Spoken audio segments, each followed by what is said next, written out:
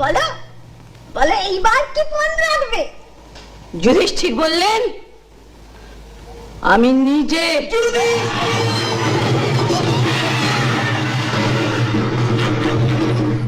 শকুনি বললেন, আবার খেলা হোক। দুর্যোধন বললে, আর কি পণ রাখবে মামা, তার কিছু নেই, সব হয়ে গেছে। তখন শকুনি বললেন, সেসব জ্ঞানীজন গুণীজনের সামনে বললেন, বাবু মশাইরা।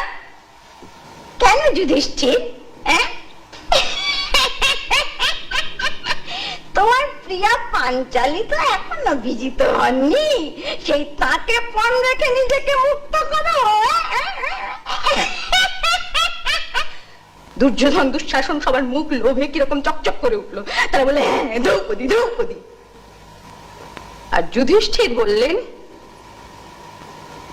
যিনি কৃষা নন, যিনি খর্বা নন, সেই অতীব সুন্দরী প্রিয়ংবদা দ্রৌপদীকে তিনি পণ রাখলেন।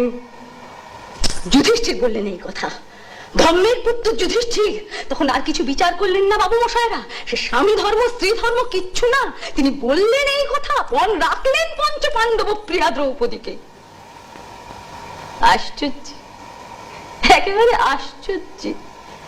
কি অভাগিনী মেয়ে বলুন তো পাঞ্চালী, হ্যাঁ কি অভাগিনী মেয়ে। সেই স্বয়ংবর সভা শেষের কথাই ভাবুন, আর আজ এই সভা পর্বের শেষে ওই ধান পড়েছে, শকুনি জিতেছেন। ছি ছি ছি, ওকে নির্দল উল্লাস সভায় কর্ণ দুর্যোধন দুঃশাসন শকুনি সবার মুখে কি নিষ্ঠুর লালসা। আর ওদিকে বিজিত পঞ্চ পাণ্ডব চুপ করে বসে। আর এই যে সব গুণীজন দেখি, গুণীজন তারাও সব বাক্য হারা।